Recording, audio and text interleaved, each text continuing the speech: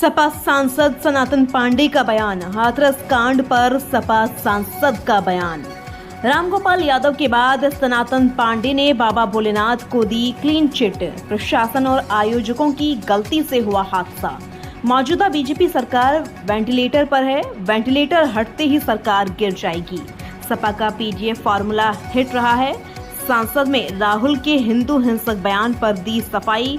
राहुल गांधी ने बीजेपी के संबंध में बयान दिया था।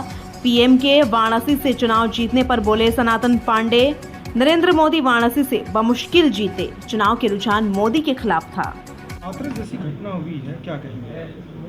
हाथरस घटना पर कई बार बयान हमारे आ चुके हैं जी, हमारे राष्ट्रीय अध्यक्ष का बयान आ गया है।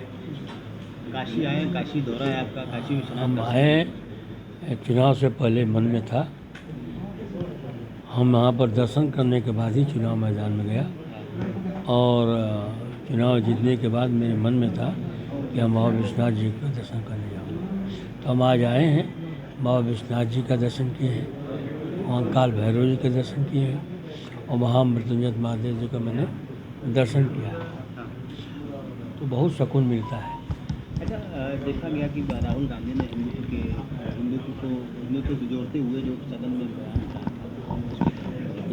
उन्होंने सदन में ऐसा कहा ही नहीं। उन्होंने भाजपा के हिंदुओं की बात कहा और भाजपा के हिंदू का मतलब जो है, जब सत्ता पक्ष के पास कोई जवाब नहीं था तो उसको घुमा फिरा करके पूरे हिंदुत्व कोई बात करने पर पहले काफ़ी बहस हुई। हिंदू का कार्ड उनके हिंदू कार्ड इससे नहीं चला कि जितने भी हमें धार्मिक नगरी है पूरा हिंदुस्तान में, बनारस को छोड़ दिया जाए तो सब जगह भाजपा हारी है। पीडीए का जो समीकरण जो है, इस तरीके से अगर देखा जाए, जो श्रवण समाज के जो लोग हैं, क्या जनधर्म कर रहे हैं?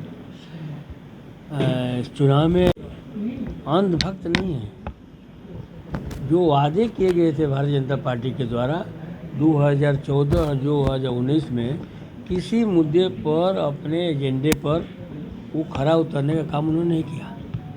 तो कहीं नौजवान परेशान दिख रहा है, किसान परेशान है, व्यापारी जो है जीएसटी के नाम पर परेशान है, पूरा जो है आम जनमानस जो है इनसे जो है खफा था। ये लोग जो है एन के प्रकरण जो है सत्ता हासिल करने का काम किए हैं। हाथरस जैसी घटना पे अब फिर आ गए।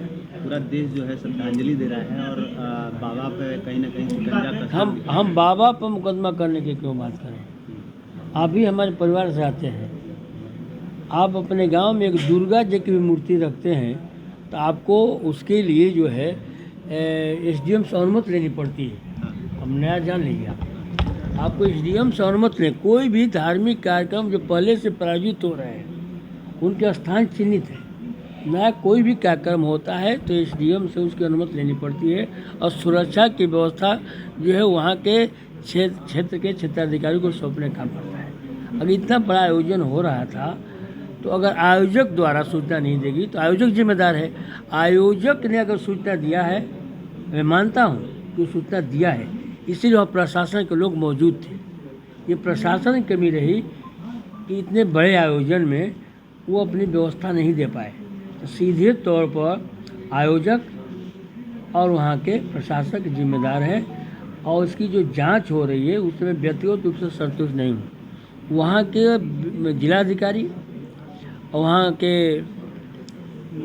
पुलिस अधीक्षक को और जो हमारे अधिकारी उसमें बड़े अधिकारी हैं उनको अपने पद से हटाकर इसकी जांच की जाए, तब निष्पक्ष जांच हो पाएगी। ये मेरा मानना है, मेरा काम है।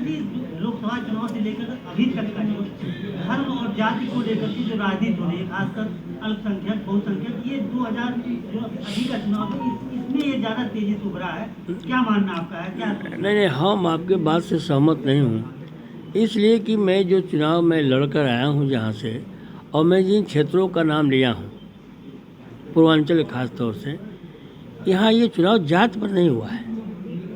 अगर जात पर चुनाव होता तो हम सांसद नहीं होते। हर जात, हर वर्ग, हर धर्म के लोगों ने वोट देने का काम किया है। अब जात के जो का धर्म का जो प्रचार था उसका तिलस्म टूट गया इस चुनाव में। जब अयोध्या सीट हारे और जो 10 सीट हारे हैं सबसे हार्ड सीट थी ना।